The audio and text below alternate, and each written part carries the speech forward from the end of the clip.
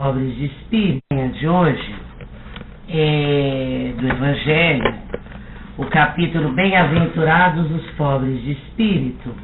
E como são 5 passagens de Jesus, nós achamos por bem, antes de falarmos propriamente da passagem de Jesus, nós situarmos Jesus na história, no contexto da sua vida lá antigamente, né? Porque quando nós interpretamos as passagens de Jesus aos olhos de hoje, muitas das vezes nós cometemos equívocos, ou mesmo erros, porque é outra época, é outro povo, nós já caminhamos um tanto. Então, vamos situar, né, historicamente, até porque a gente aproveita que nós estamos aí fazendo um curso, junto com o André Marinho, né, sobre o Jesus histórico. Então a gente tem que botar em teste o nosso conhecimento, ver se o professor é bom, né? Se ele nos ensinou direitinho. Então Jesus vivia numa sociedade muito diferente da nossa, que era uma sociedade essencialmente agrícola, né? E a gente vai começar a observar que Jesus, ele fala, né? Ele combate muito uma coisa que era muito presente na época dele, que eram as propriedades de terra. Então as pessoas que eram chamadas ricas, os latifundiários, ou que tinham latifúndios, eram os proprietários de terra. E isso era muito rebatido por Jesus. Por quê? Para Jesus, o importante era a partilha. Não deveria haver ricos e pobres. Todos deveriam comungar dos mesmos bens. E quando nós vemos a história de Jesus, quando começou, nós observamos que sempre Jesus fala para o rico que ele venda tudo e a acompanhe. Então a gente acaba lendo, se nós não prestarmos atenção, que Jesus é contra a riqueza. Não, ele é contra o poder que esta riqueza acaba proporcionando à humanidade. Então, quem quiser seguir Jesus naquela época, deveria vender tudo e compartilhar. Então, as primeiras casas, que tem inclusive a famosa Casa do Caminho, onde viviam os apóstolos, onde viviam as comunidades, eram todas divididas. Então, Jesus é partidário da partilha, não há ricos nem pobres, né? Outra coisa que é muito presente economicamente na vida de Jesus são os artesanatos. Era muito comum as pessoas fazerem artesanatos. É bem verdade que o foco maior de dinheiro com o artesanato estava muito em Jerusalém. Os centros menores, os trabalhos eram mais rudimentares, e aí se inclui o próprio Jesus. Jesus era um artesão que herdou de seu pai, que também era uma tradição, pai passar para o filho a sua herança profissional. Então Jesus era um artesão, mas pobre, não aquele artesão que tinha ferramentas, que era dono do material, né? Ele era uma coisa muito menor. Outra coisa presente na época de Jesus eram os comércios, né? Trocas, né? Nas feiras, os locais faziam as trocas dos produtos. E, principalmente, como eu disse que era rural, havia muita troca, né? Que é diferente e tem muito pouco a ver com a nossa sociedade de hoje, que ela é muito mais de polo industrial e pouco se tem do polo agrícola. E uma coisa que é muito interessante, hoje nós vemos dentro da nossa sociedade mundial, muito sendo questionado, sendo debatido, que há uma grande dificuldade dos trabalhadores, do povo em geral, com os seus salários, né? São salários pequenos, que muito pouco dá para a sobrevivência da grande massa da humanidade, e isso esmaga os povos hoje. Mas na época de Jesus, o que mais esmagava o povo eram os impostos. Era uma cobrança exorbitante os impostos na época de Jesus.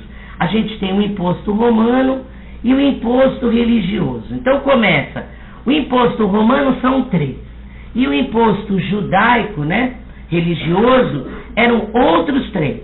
Então tinha o debário, que a gente vê logo de cara na época de Jesus, que era contado pelo número de pessoas, que vem através do recenseamento. A produção agrícola dava 25% daquilo que era produzido. E o outro era o circulação. A gente andava pelas ruas e a cada lugar tinha os cobradores de impostos. Era o tributo de circulação. E já o imposto religioso, que era para o templo, a gente tinha o que a gente ouve Jesus falar, que é a dracma, que é pago por cabeça. Outra era chamado de primícias. Esse é muito interessante. A primícia era todo primeiro animal que nascia, todo primeiro filho que nascia, era dado um imposto. Os grandes, né, os ricos, davam camelos, davam bodes, enquanto que os pobres cabia ou rolinhas ou pombas. E o pai de Jesus, o José, paga o tributo de 2 rolinhas pelo nascimento de Jesus. E o dízimo, que nós conhecemos até hoje, que é 10% de toda a produção, vai para a mão do sumo sacerdote. E também há não só um dízimo, dependendo da localidade, 3 ou 4. Então a gente percebe que esses tributos davam uma dificuldade de sobrevivência à maioria do povo da época de Jesus, né? A política na época de Jesus, ela é teocrática. O que quer dizer isso? Quer dizer que o sumo sacerdote é o dirigente político da nação. Ele não só cuida da igreja, como também cuida da parte da nação, o que tem que ser, ele é que manda. E uma coisa que é muito presente nos discursos, nas falas de Jesus, e que ainda hoje é muito presente, até principalmente na nossa sociedade, é a estrutura de classes. O sistema de classes na época de Jesus era ainda, como é hoje, piramidal. Então nós temos lá, no pico da pirâmide, a classe alta, que era composta pelos funcionários, os detentores do Estado, o sumo sacerdote, o sinédrio, o Estado romano. Então, Herodes e Pôncio Pilatos e a corte faziam parte deste primeiro topo, né, o topinho lá da pirâmide. Depois vinha o segundo polo da classe rica, que eram os proprietários de terra, os latifundiários, as famílias tradicionais donas de terra.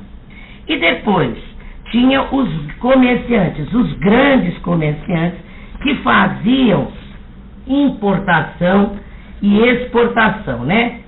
Passado esses, a gente vai ter os remediados, que eram aqueles artesãos qualificados dos grandes centros urbanos. A partir daí, nós temos uma classe intermediária, que eram pequenos agricultores, pequenos comerciantes e profissionais liberais. Os escribas e os fariseus estão nesta classe. Os escribas e os fariseus acabaram ganhando poder, destaque, porque eram os únicos que sabiam ler e escrever. E com isso eles manipulavam o povo, porque eles faziam a intermediação entre a classe pobre e a classe rica, porque eram eles que faziam, né, a interpretação da lei. E com isso eles ficavam no meio. E, por último, a grande base da pirâmide é formada pelo povo. O povo aparece, né, nos evangelhos com a palavra multidão. É uma massa de gente sem maior coesão e sem espírito de classe. Quem são eles? A sorte de todos os trabalhadores, os artesãos pequenos, diaristas, arrendatários rurais, escravos, criados. Tinha também os marginalizados, os leprosos, que era o último, né? Esse era a escória mesmo da sociedade. Os doentes, os mendigos, os órfãos, as viúvas, os estropiados, os loucos, os possessos, todos esses estavam aí.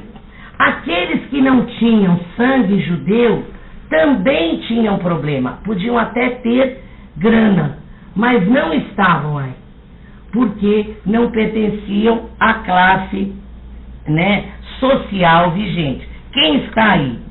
Os estrangeiros e conhecidos de todos nós, os samaritanos, né? E que Jesus vai, em todo o seu discurso, em todas as suas narrativas, falar deles. Estão também os fiscais, né? Que rapidamente se tornavam ricos, mas não eram, com toda certeza, benquistos, então eles acabavam, né, na última classe, e também marginalizados, e é para esses, então, que Jesus vem fazer a sua fala. E para a gente fechar, a gente tem aí os, vamos chamar de grupos políticos, que são os saduceus, para a gente se situar, quando Jesus fala, quando a gente for ler os textos falando de Jesus, quem são os saduceus, né? Saduceus é a turma rica mesmo, é o pedacinho primeiro lá de cima, é o alto clero, os proprietários de terra, e que alguns historiadores nos dizem que era um grupo totalmente capacho do povo dos romanos, porque eles eram conservadores, reacionários, e concentrava-se tudo aí nos saduceus, né? Que tinha o poder político. Depois tinha outro grupo, que eram dos fariseus, que a gente já falou, que eram aqueles que eram compostos por leigos, classe média ascendente, e junto com os escribas, eram aqueles que sabiam interpretar a lei. E então eles eram formados por advogados, copistas e teólogos. E eles eram assim, né? Digamos assim, né? Nem lá nem cá. Então eles faziam a intermediação com os pobres, mas também não estavam muito mal com os ricos, porque afinal de contas era interessante não ter muito, né? Lá nem cá. Então eles tinham pouco a pouco, eles iam conquistando o prestígio, o poder, e iam chegando mais próximo da classe alta. Não chegariam tanto, mas estariam mais próximos, teriam a grana, porque tinham a palavra, né? Eles detinham a direção moral do povo, e o povo confiava neles, porque acreditavam que eles sabiam, que eles estavam falando coisas boas para eles. Então o povo era aliado dos fariseus. E tinha também os zelotas. Os zelotas é um grupo radical, que é definitivamente contra, né, os romanos. Eles são partidários da guerrilha e da revolução armada. E, sobretudo, eles eram camponeses, muito oprimidos pelas dívidas, que os tornavam praticamente escravos, né? E com isso a gente tem que, e de vez em quando, os zelotas faziam parcerias, vamos dizer assim, com os fariseus.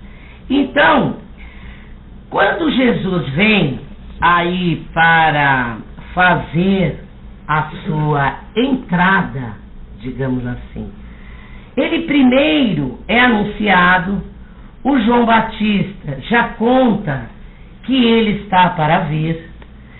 Então é anunciado, já se sabe da existência através das antigas escrituras que viria o Messias. Então Jesus faz o batismo, vai ao Rio Jordão ser batizado pelo primo, por João Batista. O que acontece aí? Com esse batizado, ele, depois dele ser batizado, o que acontece?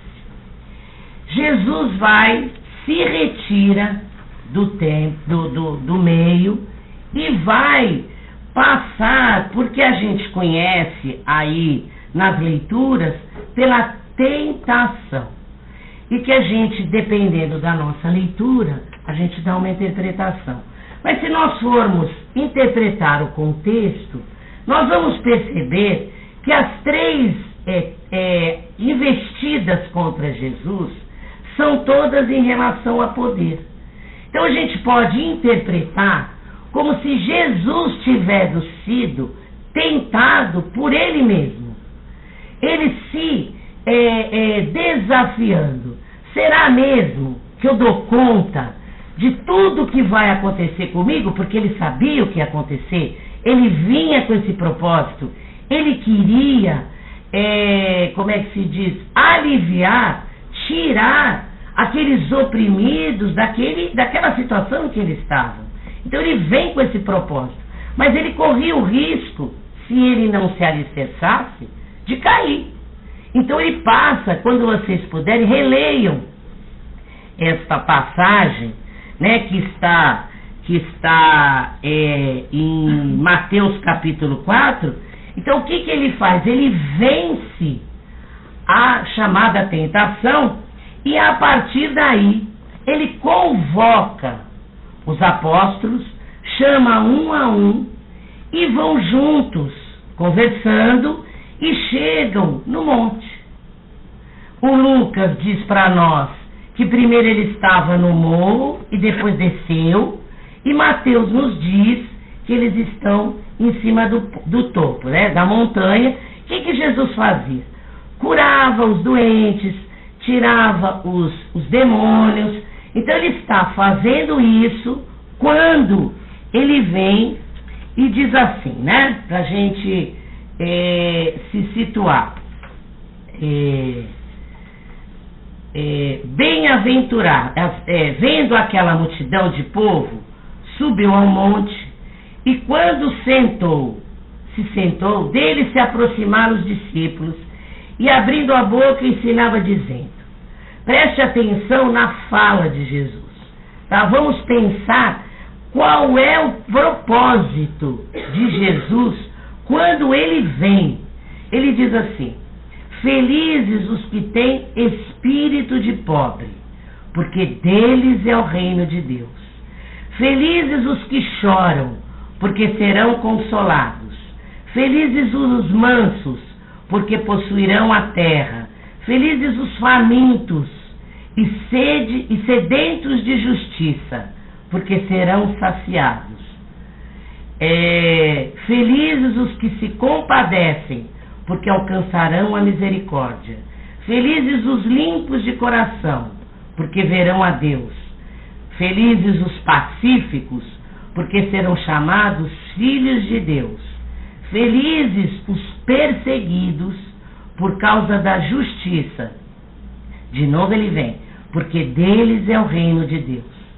Felizes sereis quando vos insultarem e perseguirem, e por minha causa mentirem, dizendo contra vós todo mal.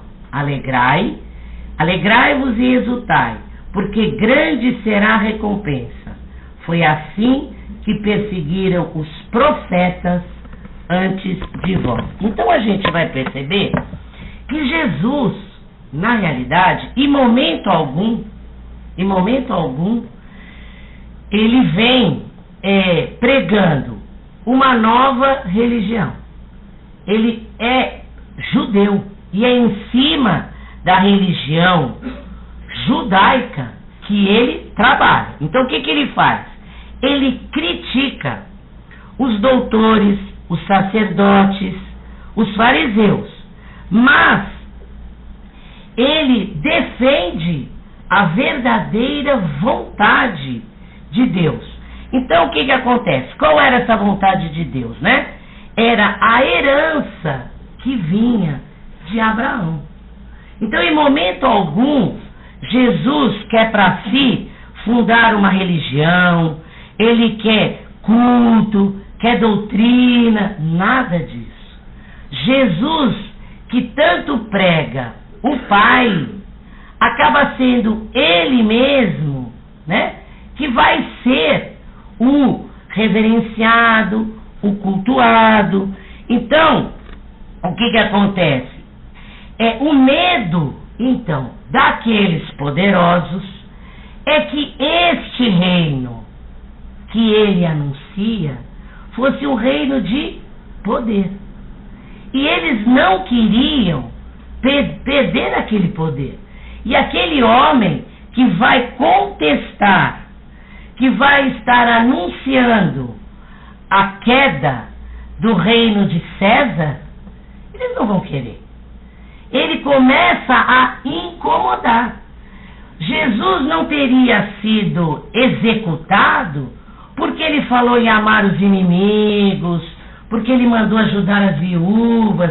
Isso em absoluto teria tido problema. Porque o que ele vem propor é um reino muito maior do que aquele reino, né, que a gente até então estava muito familiarizado. Os sumos sacerdotes na boa vida, com todo o poder na mão. Aí vem um camarada que diz, né, que não é bem assim. Um já tinha sido morto, que é João Batista. Foi contra, denunciou lá as transações familiares da família, tiraram a cabeça do cara e puseram no prato. Né? Um grande profeta. Todos os profetas, eles não vêm falar nada senão o quê? Esse anúncio de que nós, aqueles que se consideram oprimidos, excluídos, amargurados, precisam ter uma inclusão naquela sociedade. E é para isso que ele vem. O reino de Deus, né, é piedoso, é misericordioso. E se assim o é, não pode ser de uma coisa que massacra o outro, que exclui o outro. Então o que acontece? Isso vai ter uma certa confusão, porque o cristianismo primitivo, que é esse que a gente vê Jesus com seus apóstolos, tudo muito bacaninha, na saída de Jesus, eles tinham os seus costumes. Então é muito complicado que de repente todos mudassem. Então, ao invés deles pegarem aquela religião judaica e introduzirem o novo costume cristão, né, aquele cristianismo que eles estavam convivendo, aprendendo, eles inverteram. Eles pegaram e colocaram no cristianismo ainda muito do que tinha no judaísmo. Então o que a gente vai perceber, né? O povo de Israel começa a decair. E aí as elites da época começam a ter cada vez mais poder. E a finalidade que é sempre dos profetas de defender os pobres, que é ter um mundo de justiça e de misericórdia, cada vez mais vai se distanciando. E o que a gente vai ver? Hoje, ainda, muito presente, nós temos dentro das religiões, vamos botar assim, uns panos quentes, né? A gente tem lá, dá uma ajuda de caridade, faz não sei mais o que, meio que nós damos uma disfarçada, mas não é isso. Não foi para isso que Jesus veio. Não foi para ter uma religião dogmática, cheia de regras, em que o oprimido, o esquecido, o abandonado, que ele diz que ele veio para esses, é relegado do projeto de Deus. O projeto de Deus não é mais esse. O projeto de Deus é o quê? É o culto, é o poder, né? Quando a gente vai e vê aquele poder suntuoso, os cultos, em momento algum o pobre é incluído, o oprimido é incluído. O que se dá muito mais importância é para a coisa aparente. E o pobre mesmo, os pecadores, os doentes, os necessitados, eles são o que agora? A gente dá uma ajuda para ele. Para quê? Para que as nossas consciências, as nossas coisas, e isso não é individual, isso é um projeto mundial, é um projeto grande, porque o que aconteceu? Nós acabamos tornando as religiões cristãs, acabaram sendo individualistas, e Jesus não veio para o sujeito, ele veio para a humanidade. Então nós temos que começar a rever o quanto nós estamos distantes dessa história, né? Então, quando Jesus diz aí, né, que ele veio, né, bem-aventurados os que têm espírito pobre, porque esta é a tônica dele, é a proposta dele. Ele vem para igualar a humanidade em fraternidade, em solidariedade. E neste mesmo capítulo, nós vamos ver outra passagem de Jesus, que Kardec nos convida a meditar, que é muito interessante, né?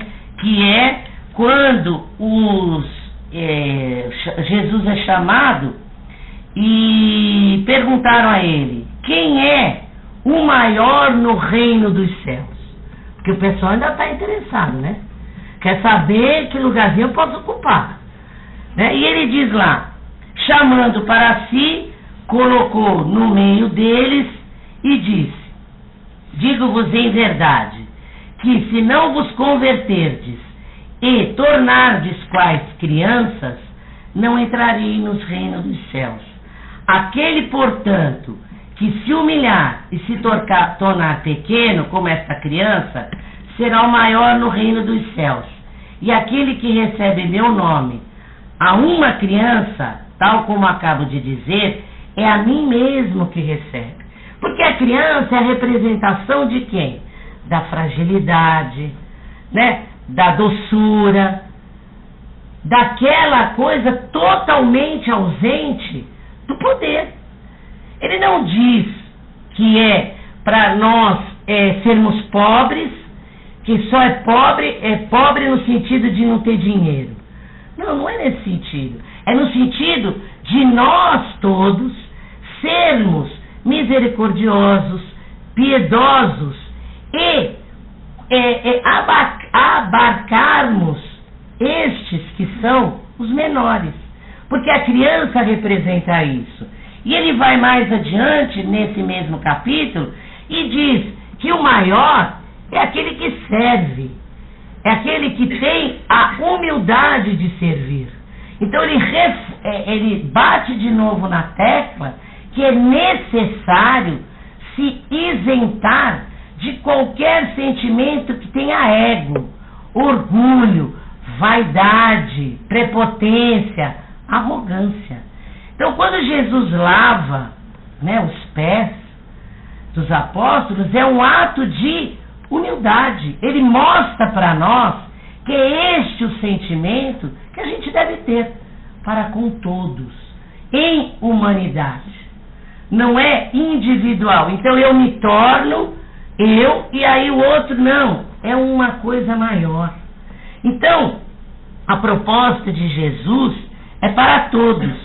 E quando a gente se distanciou dessa proposta, a gente acabou se perdendo, né?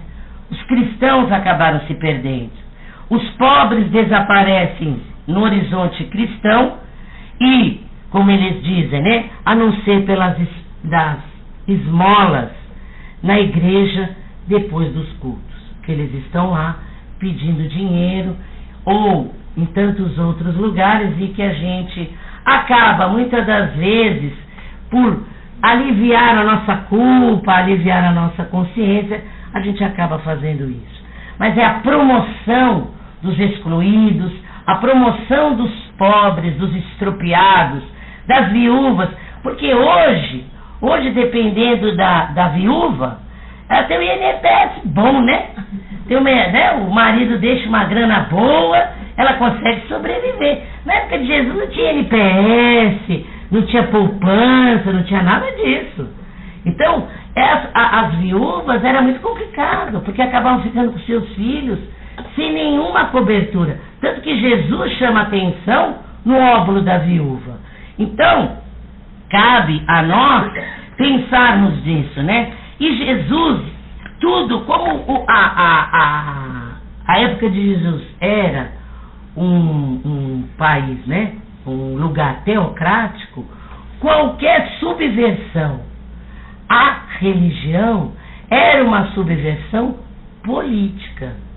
Então, Jesus cura no sábado, né? Mas ele, ao curar no sábado, ele sabe da lei, ele sabe do que ele faz. Então, quando ele diz eu não vim destruir a lei, nessas coisas são muito pequenas, são muito de fachada, como ele diz, né? Os túmulos caiados de branco por fora.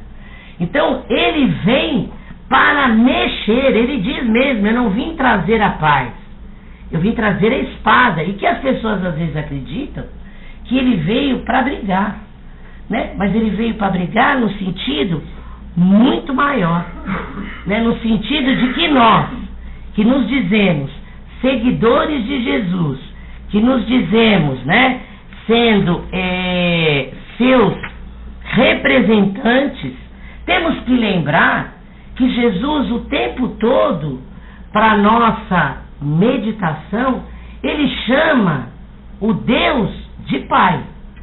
E ser Pai é Pai de misericórdia, é Pai de bondade. Então, ele é o Filho que vem representando o Pai para ajudar a humanidade a ser melhor, no sentido de igual, solidária. E nós acabamos esquecendo isso, né? Esquecemos dessa proposta de Jesus. Estamos longe. Ficamos, é bem verdade, 2000 anos tendo estes conceitos que interessaram o poder, as elites, a quem detinha a grana.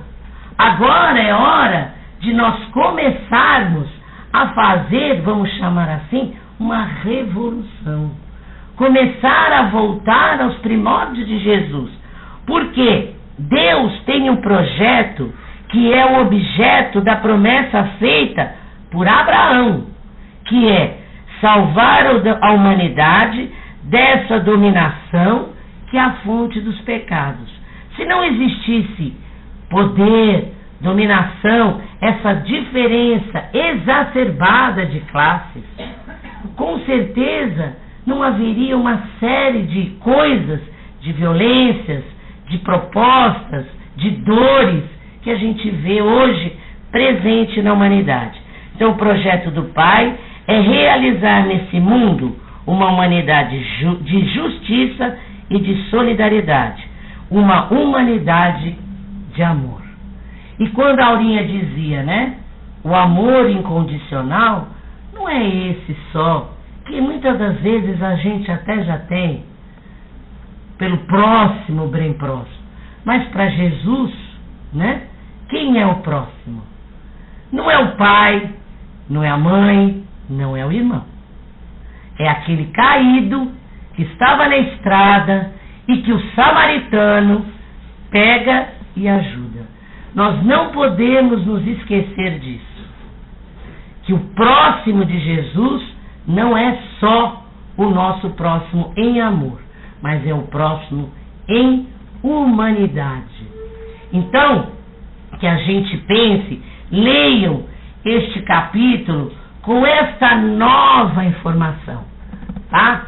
Esta proposta dessa humildade, dessa serventia que Jesus nos propõe, não uma coisa pessoal, de melhora íntima particular, mas como um projeto muito maior que tem como meta a solidariedade, a justiça e o amor. Bom dia a todos.